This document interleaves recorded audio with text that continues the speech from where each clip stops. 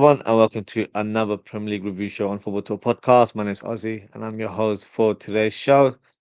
We're approaching the closing stage of the season as we have just completed Matchweek 30, so only 8 games remaining. Now, in terms of the big talking points of this week, Liverpool managed to win the Merseyside derby. Arsenal were victorious against Fulham. Man City continue their quest of finishing in top four, and Chelsea are currently in top four right now, and they are trying to create a distance from their rivals, including Newcastle, who are also victorious over the weekend. So a lot of the teams in the top five were victorious. So let's go and review each match, and we'll start with the first game, and that is Liverpool versus Everton. Now, this fixture, Liverpool finally got their revenge against their noisy neighbours after what happened a month ago. Uh, but that doesn't mean that there wasn't any controversy with regards to referees, VAR, or PGMOL, as Tarkowski produces a completely reckless and malicious tackle on McAllister. And luckily for the Argentine midfielder, that foul could have been a leg breaker. The ref was in a great position to view the foul, but for some reason, completely ignored the impact of that tackle.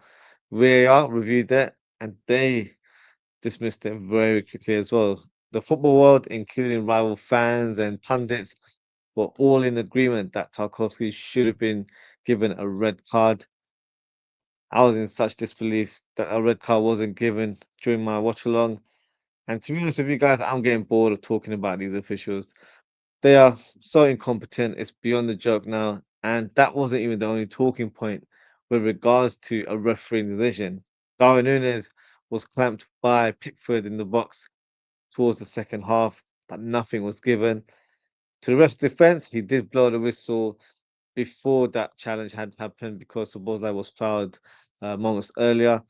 But the bizarre thing was that Nunes was given a yellow card, and I think it was because he rolled back onto the pitch when he was injured. He was currently beyond the sort of the byline, but then he rolled himself back on. But if you're getting yellow cards for those kind of moments, the game's gone crazy, in my opinion. But it was a moment of magic that broke the deadlock in this match. What a great run and finish from Diogo Jota, who was agitated for being fouled on a number of occasions, but not receiving any free kicks from the ref. So I guess he used his aggression very wisely and let the football do the talking. And that's what you want sometimes.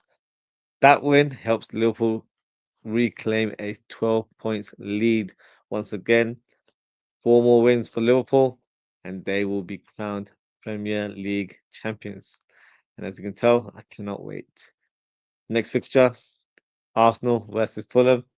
The Gunners returned to winning ways thanks to the return of the talisman in Saka, but the game didn't start well, unfortunately, as Gabriel picked up an injury and had to depart from the pitch, which will be a concern for Arteta and his boys.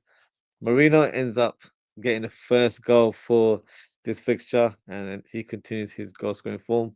Bit lucky in terms of the goal, as it was a deflected finish. Saka then gets onto the score sheet after scoring from point blank range on his return. Fulham striker Muniz misses an absolute sitter of a header, but then scores towards the end with a consolation goal. So overall, a good win for the Gunners, but the gap is still 12 points. So very, very difficult to knock Liverpool off their perch as it stands. Next fixture, Man City versus Leicester City. Man City produced a solid win against the Foxes, as expected, to be fair, because quite frankly, Leicester have been poor for most parts of the season.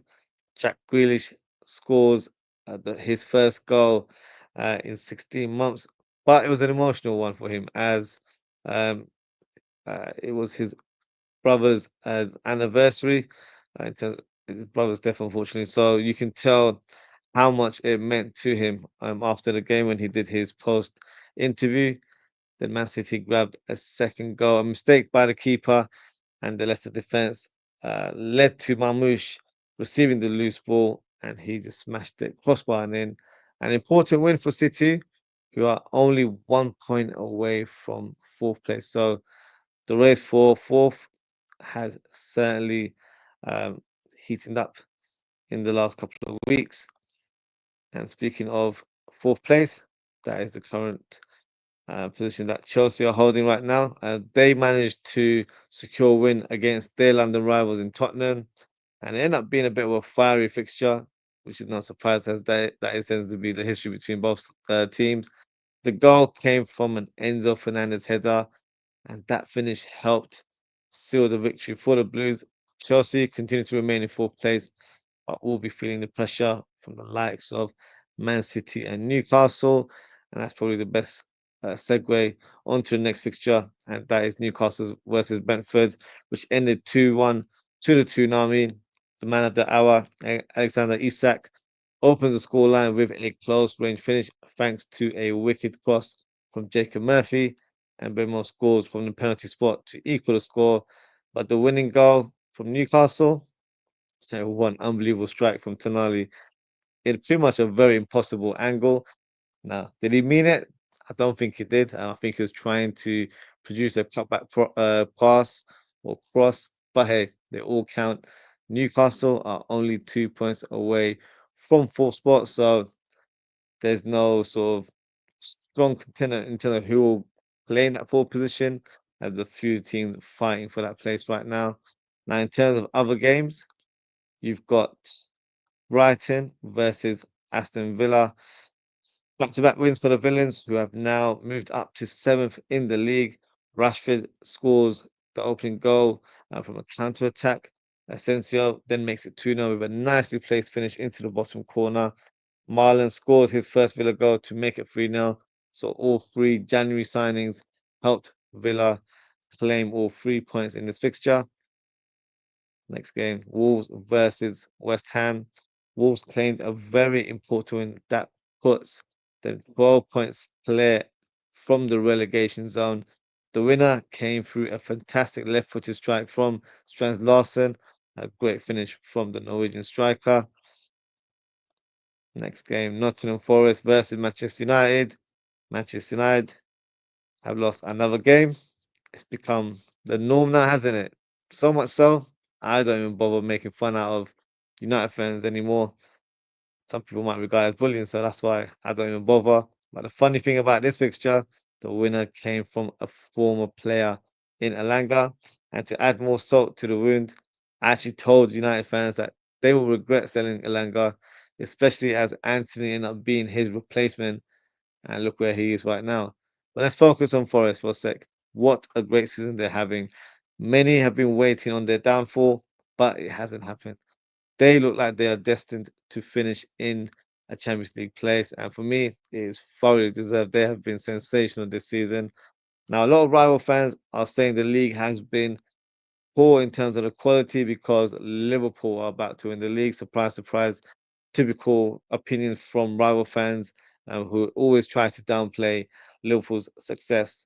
But this season, for me, has been a spectacle for the general public, as there are a number of teams with the likes of Forest, Newcastle, Bournemouth, Brighton, Villa that have made the league very interesting as they have been competing, they have improved very thoroughly, and they're doing better than the traditional top six. So rather than say that this league has been poor or talk negative about Liverpool, maybe look at the bigger picture and stop disregarding the quality of the league just because your team isn't doing great right now. So let the agenda's agenda for some people, but let's also keep it 100 and speak about the truth of the league. Because I think it's been a good season all round. Next fixture, we've got Southampton versus Crystal Palace. Um, Southampton thought they were on the verge of claiming a win. Unfortunately, they were denied in the end. The opening goal came from a fantastic header from Onuachu, but in the end, Fansa, who has struggled with injuries since joining Crystal Palace, gets the equaliser with a glancing header and secures a point for the Eagles. And the final fixture of Matchweek 30 is Bournemouth versus Ipswich Town. Ipswich produced a surprise win at the Vitality Stadium. Nathan Broadhead opens the scoreline with a clinical finish. The lap then smashes one in the second half to make it 2-0. And Evan Nielsen gets a consolation goal with a tap-in. So that is our Matchweek 30 review. Before we close the show, let's quickly announce our FPL Manager of the Week, which feels like we haven't done in a very, very long time. But the FPL Manager of Game Week 30 goes to Vaughan Clark, and his team name is called Top Banana, and he managed to claim 73 points. So well done to you, Vaughan. I believe you've moved up to ninth in the table, which is very, very positive. Now, in terms of my performance, I've dropped down to 50th in the league. It would help if I actually updated my team. So I'm definitely doing that after the show. So let's have a quick look at the league table and see what the top 10 is currently looking like. So here we go. Now in top place, Chris Barnett remains at the top with Savannah Stories. Jake Harrison remains in second place. Vipin Mahan in third. BT is in fourth. Jordan Smith is in fifth. Eddie Clark is in sixth place. Ed Marshall is in seventh. Tyler Aziz is in eighth. Vaughan Clark, who is our FPL Manager of the Week, moves up to ninth. And Pastura Mania remains in 10th place. So big up to all the FPL managers in the top 10. Now, before we close the show, let's quickly have a look at the fixtures, which will be taking place later today. And let's give our prediction in terms of who I think will win or what sort of results will take place over the weekend. So, the first fixture is Everton versus Arsenal. Is Goodison Park's not going to be an easy one. I'm going to go for a draw. I think Everton might surprise a few with this fixture. I'm going to go for a 1-1 draw. Crystal Palace versus Brighton, a derby, as it's regarded. I'm not sure why, because they're not completely located close enough to be regarded as a derby. But I guess one more two-way separates the two sides. I'm going to go for Palace win, and I'm going to predict a 1-0 win for the Eagles. Ipswich Town versus Wolves. I'm going to give it to the away team. I think they'll nick it by a goal to nil. West Ham versus Bournemouth. I think this game will have a few goals. I think it'll be a draw. I think it will end with a 2-2 result. Aston Villa versus Forest is a very good game to watch. I'm going to go for a 1-1 draw on that one as well. Brentford versus Chelsea. I'm going for a 2-0 victory for Chelsea. Fulham versus Liverpool. I'm going to go for a 2-0 victory for Liverpool. Spurs versus Southampton. I'm going to go for a 3-1 victory for Spurs. And then you've got the Manchester derby here taking place on Sunday. I'm going to go for a City win, and I think they will win 3-0. And the Monday night fixture is Leicester City versus Newcastle. And I think Newcastle will win 2-1. So that is my prediction for Matchweek 31, and that is also the end of the show. So thank you so much for tuning in. If you haven't already, please don't forget to like, comment, share, and subscribe to the channel. Now, in terms of upcoming content, I will be doing a live watch along of the Liverpool fixture that takes place on Sunday, which is against Fulham away at Craven Cottage. So feel free to join the stream there, and I'll also be doing a match reaction later in the evening. And yeah, that is pretty much it for today, guys. Thank you so much for tuning in. Take care, stay safe, and I hope to speak with you all very, very soon. Goodbye.